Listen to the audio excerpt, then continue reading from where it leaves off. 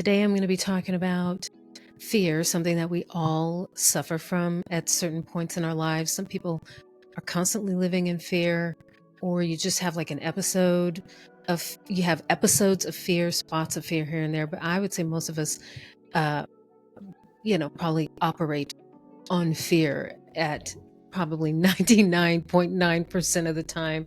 Hopefully not. Since I've been awakened and I've learned about death, or I should say, yeah, like life after death. I've watched quite a few NDE, which are near death experience videos, channels, whatever. Um, I just don't have the fears that I used to. But my fears are more like as a result of me just being a human being on this planet. That's one of the things we all have in common. We all experience it.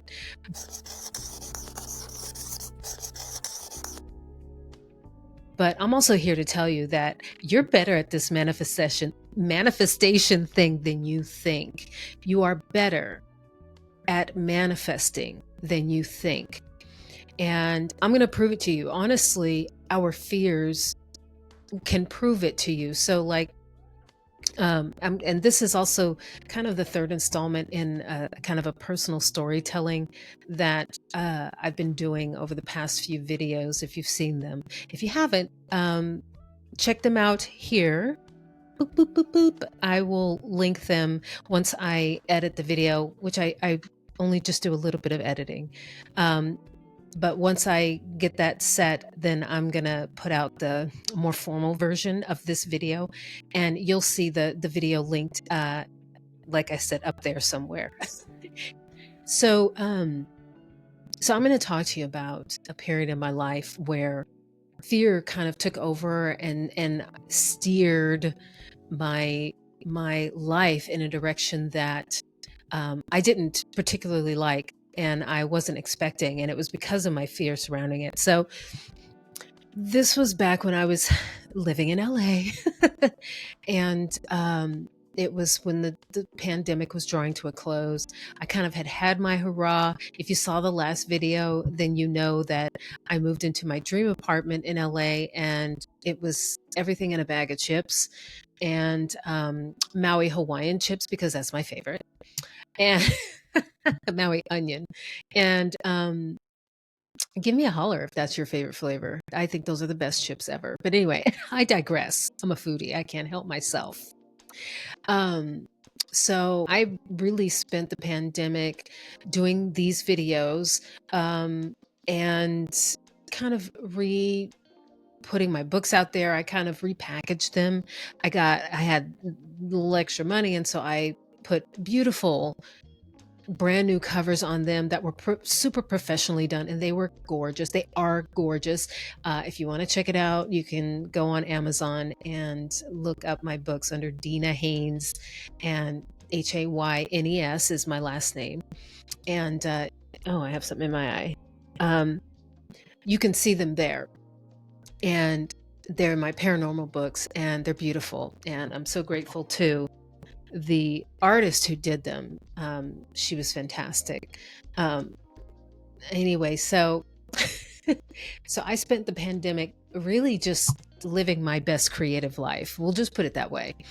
And once it drew to a close, you'll probably see in also one of my previous videos that when the pandemic hit, I had drawn a line in the sand and promised myself that I was not going to go back to doing massage therapy. It's mad respect for the career. I did it for almost 20 years. I think it was like 17 years. And it served me so well. I got to meet some of the most interesting people. I got to see the most beautiful homes. Like it was fun, and it was so rewarding and amazing to heal people physically and energetically, right? But I drew a line in the sand because my body was taking a toll. I did it for myself, and I said, I'm not going to do it anymore. I just can't. And so here we are. Here we go. A few years later, and the end of the pandemic was coming up, and I'm like, oh my God! Now that I'm not doing massage, what am I going to do? And so I had to get a career going.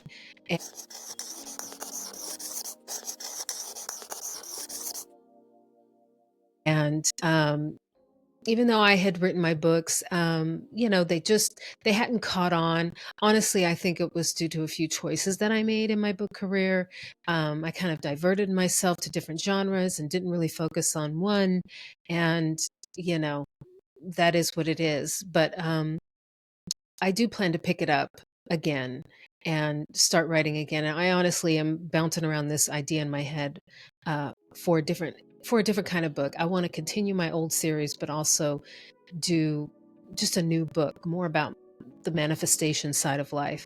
And so, yeah, so I need to get a job. And I'm like, what can I do? I mean, years ago, before I had even gotten into massage, I was an executive assistant. I also worked in in collections for a credit company. That was no fun. Um, but then transitioned into like just the legal department. And uh, I met a Wiccan there who kind of, she was definitely a big stop along my spiritual journey and learning more about the universe and how it works. She's the one that introduced me to the book by Paul Coelho, The Alchemist. So that was huge. A really big reason why I was there in such kind of a kind of toxic environment, working collections for a credit card company. But I digress. Those jobs were so many years ago. And so, and at this time I think late 40s, like real late 40s, like on the cusp of turning 50. And I was like, oh my God, what kind of job can I get? That's not a physical job where I can just work from home. That's really what I wanted to do. So I found this company and, like most experiences people have been having in the corporate arena nowadays, was a toxic company. We'll just put it out there. And I'm not going to say the name of the company, but it was basically one of those newer companies. And I thought, let me incorporate something associated with my writing, like editing and things like that, and copywriting. This is something I can do. And I had worked on my own marketing, my business, uh, and writing copy and things like that. So I thought if I can incorporate these things, then this would be a great, not only learning experience, but, something to do that I, won't absolutely hate. So, so I applied to this company and, and got in. Honestly, I was manifesting like a mofo. We'll just say directly manifesting something to, that I can make money and also that would sustain me in LA. But really, I think what it was is I was really looking for just a job. I was looking for something that would keep me in LA because soon I wouldn't be able to afford it. But I was also riddled with fear. My mom at that time, we had been having discussions. She was really wanting me to move closer to home. And uh I was really not wanting to move back to the Bay Area. But funny enough, one of my biggest desires is to live in San Francisco. I've been planning this honestly, probably as long as I can remember, as long as my friends in LA have known me. I've talked about living in San Francisco. There's just something about it that you have to experience when you're there. It's kind of like the town of New Orleans. There's just something so palpable about it that just feels like no other town, no other city. And that's what San Francisco is. I know a lot of people, they talk bad about San Francisco, and including my mother. We've lived in the Bay Area for so long, so many years, but she is just like the people that I see in comments on on videos about San Francisco, they go, oh, it's got all this crime, it's the homeless and all this. But, just like regular media, people always zero in on the negative aspects because it's juicy, it's sexy, it's grimy, that's what people are into. They just, it's just like the whole reality TV attitude, of, let's just bring out the salaciousness and revel in it and celebrate it. And it's just kind of gross. And so, and not necessarily true. I mean, obviously there's a grain of truth in it, but most of San Francisco is just a beautiful city. And the energy it just feels artistic. It feels creative. It feels honestly like like a community. It's very community based. Like you feel like when I'm in San Francisco, I just felt connected to everyone. I've had nothing but magical experiences in San Francisco. So anyway, I've always seen myself there. So anyway, so I got this job at this company,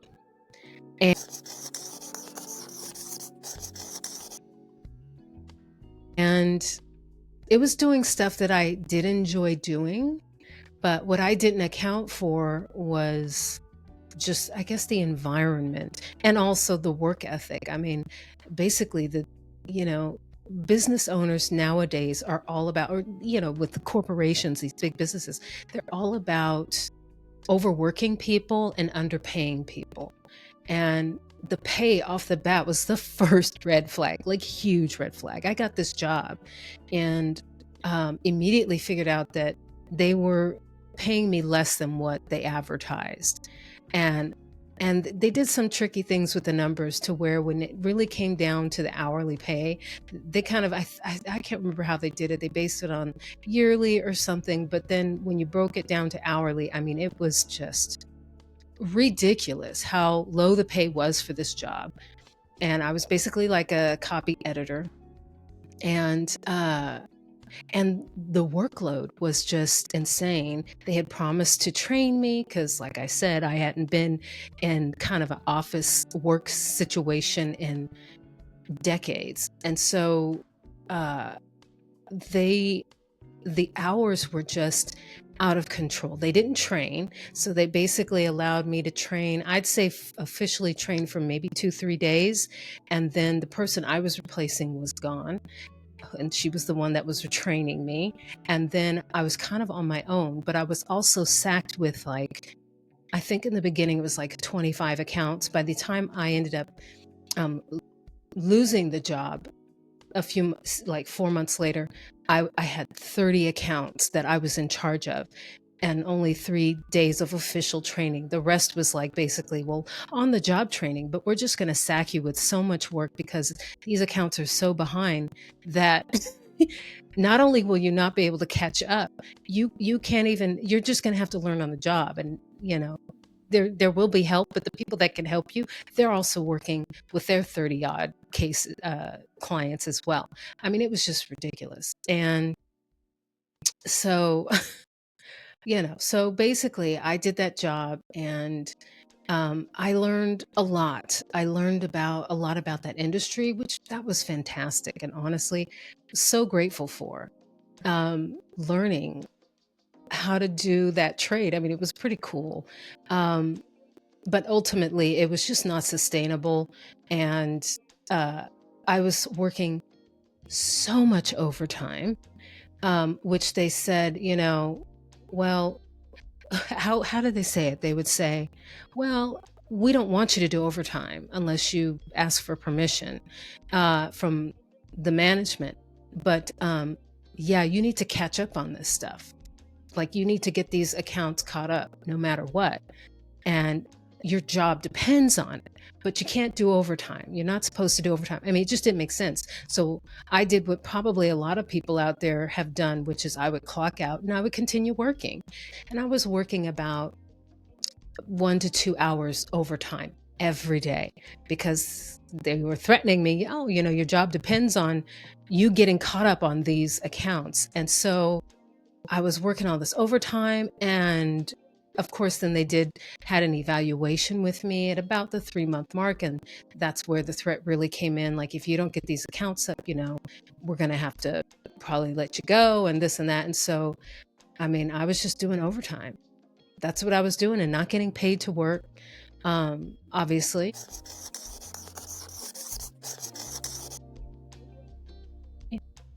And then one day they called me. They told me I had a meeting with the owner, and I was busily working. It was so crazy. I was like, okay, well, let me finish this. And then as soon as I got on, it was like, okay, you're out. And they cut off my access to everything. So of course I didn't have any proof of the projects that I had worked on to help me to get another job. I mean, it was horrible. It was horribly toxic. And yeah. But what's crazy about it is, like I said, it was the fear. So I had, going into this job, these fears of, I'm not going to be able to stay in LA. I'm not going to be able to sustain that. I'm going to have to go home and, which wouldn't feel good to go home like that, as like a sort of like a, feeling like a failure. And I just really didn't want to do that.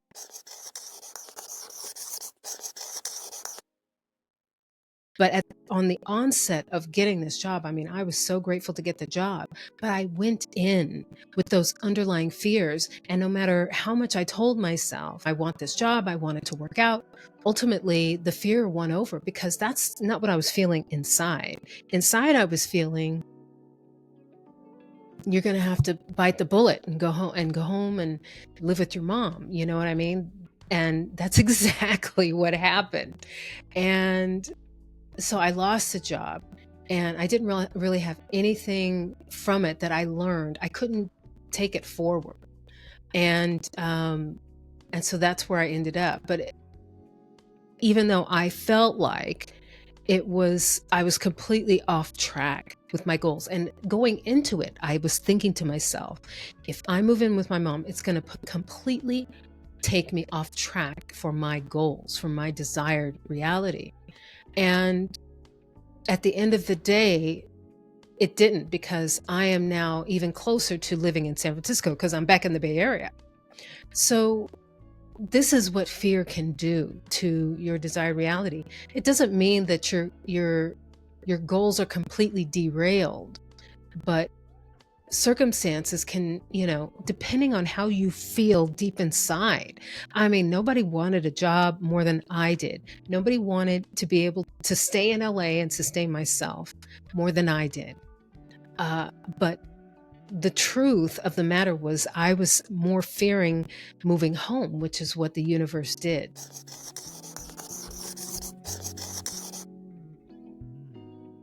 The universe said, okay, well, this is what you're focused on. This is what your feelings are. Your feelings are what really manifest. You can focus on getting a job, but your fears are what really manifest. And really, I was more focused on not having a job, trying to get a job, which that's the wrong mindset to have to manifest your reality. The mindset you want to have is focused on already having the job, already living the life, already having and experiencing what it is you want to experience. So even in those times where it feels stressed, where you feel stressed, where the 3D reality is showing you have no money in the bank account, in those times when reality is showing you what you've been manifesting, right?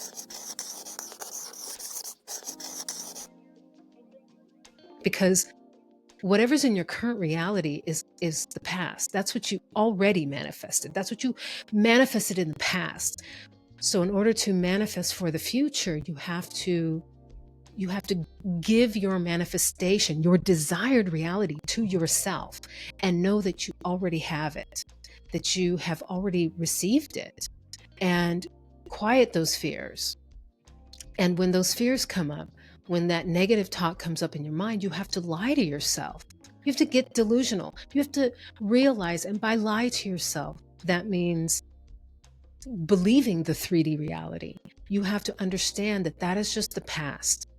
And the future is what you make of it today, meaning what you give to yourself today. Feel how it feels to feel happy in the job, to feel satisfied, to feel like you're making a difference. Visualize what it feels like to live in that house, in your dream house. What does it smell like? What does it feel like sitting on the couch in front of the TV?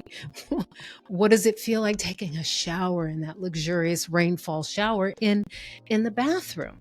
What does it sound like when you're telling your best friend or your mom or your sibling, you know, hey, I just got that promotion. What does that feel like? How excited, how proud are you that you got it, that you already have it? These are the kinds of things that help you to really focus in and feel the desired reality so that you receive that and not your fears. Our free will determines when we get the manifestation. Like, how long is it till I can get that manifestation? Well, it's up to you. It's up to you when you decide to give it to yourself, when you decide to give yourself the manifestation. And in other words, feel it real now. Once you're able to feel it real now, that's when you know that it's coming, that it's going to drop into your life at any moment. The point is to direct your mindset and your thoughts with already having it. Give it to yourself. It's yours. Say, it's mine. It is mine. This is my life. This is my reality. And I love it. Stay tuned, because soon I'm opening up the Real Manifestation Talk sessions, which are live groups according to what your focus is, whether it be wealth or lifestyle, career, or specific person. There will be group sessions where you can talk with me live and I can help you specifically on your issues so that you can get in the mindset of achieving your goals.